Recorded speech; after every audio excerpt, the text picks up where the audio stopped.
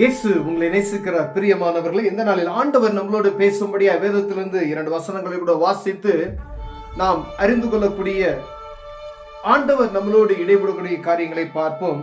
அது மத்தேயுவின் புஸ்தகம் 7வது அதிகாரம் 13வது வசனம் இப்படியாக சொல்லுகிறது: இடுக்கமான வாசல் வழியாய் உட்பிரவேசியுங்கள்.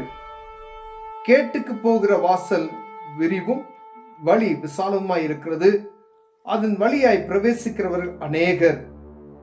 ஜீவனுக்கு போகிற வாசல் இடுக்கமும் வழி நெருக்கமுமாய் இருக்கிறது, அதை கண்டுபிடிக்கிறவர்கள் சிலர். பிரியமானவர்களே, எல்லா மனிதர்களும் மோட்சம் ஒன்று இருக்கிறது என்பதை எந்த மதத்தராக இருந்தாலும் சரி, அவங்க பேசும் பொழுது அவங்களை அறியாமையே சில காரியங்களை செய்யும் பொழுது நீ மோட்சத்துக்கு தான் போவையா இல்லை நரகத்துக்கு போவ அப்படின்ற வார்த்தைகளை அடிக்கடி எல்லா மதத்துக்காரங்களும் பயன்படுத்துவதை நான் பார்க்க முடிகிறது. பிரியமானவர்களே, ஆனால் இந்த மோட்சம் நரகம் என்பது இருக்கிறது, வேதத்தில் உண்மையாக எழுதி வைக்கப்பட்டு இருக்கிறது. அந்த பரலோகம் மோட்சம் என்ற இடத்திற்கு நாம் கடந்து செல்ல வேண்டும் என்றால் ஒரே வழி ஆண்டவராகிய இயேசு கிறிஸ்து மாத்திரமே என்பதை முதலில் நாம் அறிந்து கொள்ள வேண்டும். இந்த உலகத்துல நீங்க எங்கு சென்றாலும் சரி, மோட்சத்துக்கு போவதற்கான ஒரு வழி ஒன்றுனால் அது இயேசு கிறிஸ்து மாத்திரமே. அவரின்றி பரலோகத்திற்கு ஒரு மனிதனும் உள்ளே நுழைய முடியாது. பிரியமானவர்களே, பாவ மன்னிப்பின் நிச்சயத்தை பெற்றுக்கொள்ளாதபடிக்கு ஒரு மனிதனும் பரலோகத்துக்குள்ள உள்ள நுழைய முடியாது. அதற்கு உதாரணமாக வேதத்தில் சொல்லி இருக்கிற சில காரியங்களை நாம் பார்ப்போம். அநேக காரியங்கள் உண்டு. அது இடுக்கமான வாசல் வழியாய் உட்பிரவேசியுங்கள் வேதம் சொல்லுகிறது. இடுக்கமான வாசல் வழியாய். இப்ப வேதத்துல சொல்லப்பட்ட காரியங்களை போல சில காரியங்கள் நம்ம கடைபிடிக்கணும் வாழ்க்கையில அப்படின்னு சொன்னா பாத்தீங்கன்னா ரொம்ப கசப்பா இருக்கிறோம். நீங்க சினிமா பார்க்காதீங்க அப்படின்னு சொன்னா நமக்கு கசப்பா இருக்கும். மதுபானம் குடிக்காதீங்க அப்படின்னு சொன்னா நமக்கு கசப்பா இருக்கும். பொறாம பேசாதீங்க அப்படின்னு சொன்னா நமக்கு கசப்பா இருக்கும். தப்பான இடத்துக்கு நீங்க போகாதீங்க அப்படின்னு சொன்னா கசப்பா இருக்கும். அடுத்தவங்க பொருளுக்கு ஆசைப்படாதீங்க அப்படின்னு சொன்னா நமக்கு கசப்பா இருக்கிறோம்.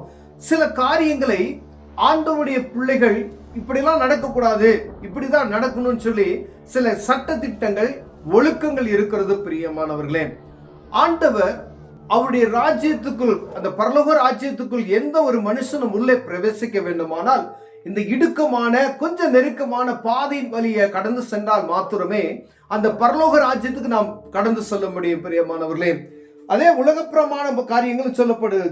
கேட்டுக்கு போகிற வாசல் விரிவும் வழி விசாலமுமாய் இருக்கிறது, அதன் வழியாய் பிரவேசிக்கிறவர் அநேகர்.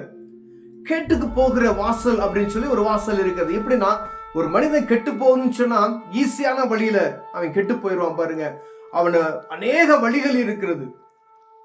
அதாவது அந்த பரலோகத்துக்கு போகிற வாசல் ரொம்ப இடுக்கமான சில காரியங்கள் கடைபிடித்தால் மாத்திரமே அங்க போக முடியும். ஆனா கேட்டுக்கு செல்லுகிற வாசலுக்கு வழி அப்படி விஸ்தாரம். எப்படி வேணாலும் நம்ம வாழலாம், எப்படி வேணாலும் இருக்கலாம், எங்க வேணாலும் போகலாம், எங்க வேணா என்ன வேணாலும் செய்யலாம், மனம் போன போக்குல வாழலாம் என்கிற ஒரு வாழ்க்கை நமக்குள் இருக்குமே.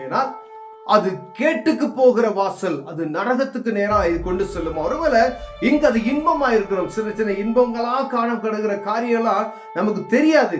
இங்க வேணா பூமியில பூலோகத்துல வேணா அப்படிப்பட்டதான காரியங்கள் நமக்கு இன்பமாய் தோன்றும். அநேக காரியங்கள் உண்டு. பணம் சம்பாதிக்கிறது, கொள்ளை அடிக்கிறது, அநேக உதாரணங்களை நாம் சொல்லலாம். குடிவெறி, களியாட்டங்கள், விபச்சாரங்கள், வேசித்தனங்கள், பலவிதமான எப்படி வேணாலும் நம்ம வாழலாம் அப்படின்ற ஒரு வாழ்க்கை நமக்குள்ள இருக்குமேனால் அது எங்க போனா கேட்டுக்கு கொண்டு போமா, நரகத்துக்கு கொண்டு போகிற வாசல். அது நமக்கு தெரியாது. இங்க ஜாலியா இருக்கும், யாரும் நம்மளை கேட்க முடியாது, நம்ம என்ன வேணாலும் செய்யலாம், எந்த ஒரு மனிதன் எப்படி வேணாலும் வாழ்ந்துக்கலாம் அப்படின்ற ஒரு காரியத்துல இருந்தாங்க அப்படின்னு சொன்னா அது கேட்டுக்கு போகிற வாசல்.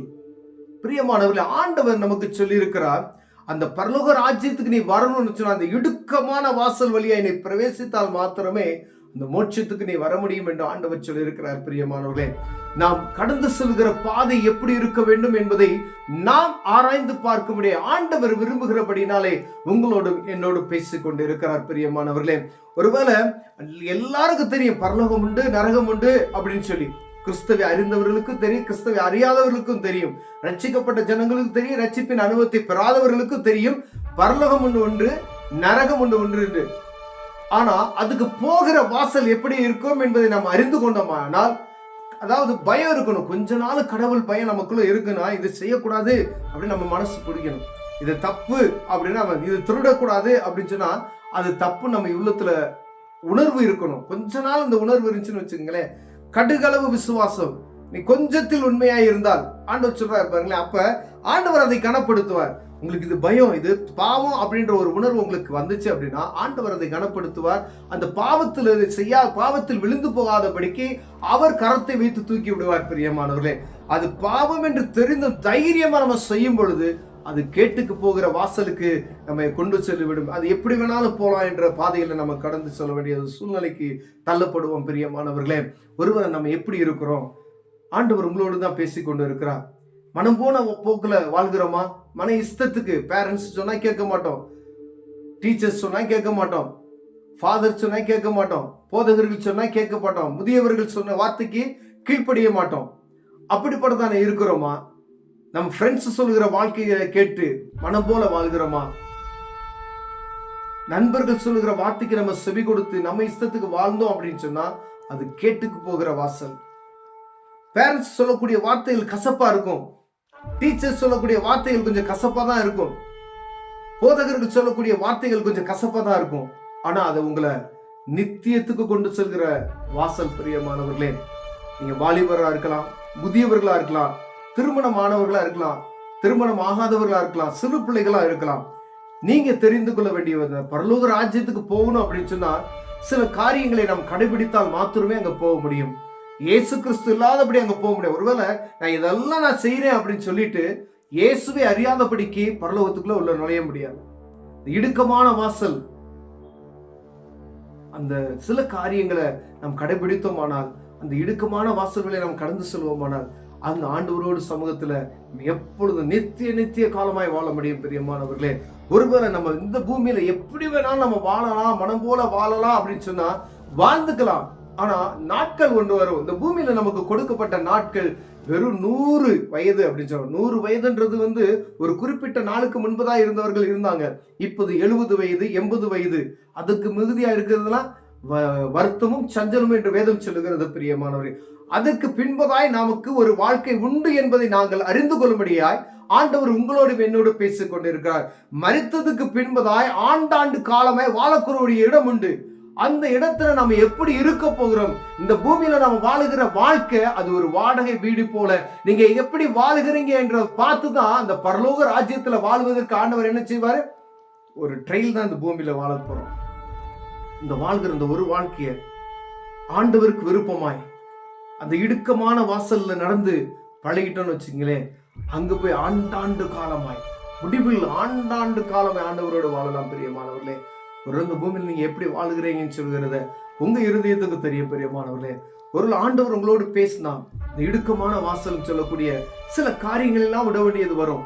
அப்படியெல்லாம் விட்டு உண்மையும் உத்தமமாய் கர்த்தருக்கு பயந்து நடக்கணும்னு சொன்னோம்னா ஆண்டவர் நம்மளை ஆசீர்வதிப்பார். பரலோகத்துக்கு அந்த பரலோகத்துல வாழ்வதற்கான வாசல் நமக்கு திறக்கப்படும். பெரிய கண்களை மூடும் செய்வோம். அன்பின் தகப்பனே, இந்த அருமையான நாளுக்காய் ஸ்தோத்திரையா. இடுக்கமான வாசல் வழியாய் கடந்து சென்று பரலோகத்துக்கு கடந்து சென்ற அந்த வாசலை எங்களுக்கு காண்பித்தருளுங்க ஆண்டவரே. சில காரியங்கள் ஆண்டவரே கசப்பா இருக்கும், ஆனா அது எங்க வாழ்க்கைக்கு அது இன்பமாய் மாறும் என்பதை நாங்கள் உணர்ந்து ஆண்டவரே அப்படிப்பட்டதான பாதையில் நாங்கள் நடந்து செல்ல உதவி செய்யுங்க ஆண்டவரே. ரொம்ப எளிமையா இருக்கு அப்படின்னு சொல்லுகிற, விஸ்தாரமா இருக்கு, எப்படி வேணாலும் வாழலாம் அப்படிங்கிற வாழ்க்கையை தவிர்த்து விட்டு இப்படிதான் வாழ வேண்டும் என்ற ஒரு ஒழுக்கத்திற்குள் நாங்கள் வாழுவதற்கு எங்களுக்கு கிருபை செய்யுங்க. இயேசுவின் நாமத்தில் பிதாவே, ஆமென்.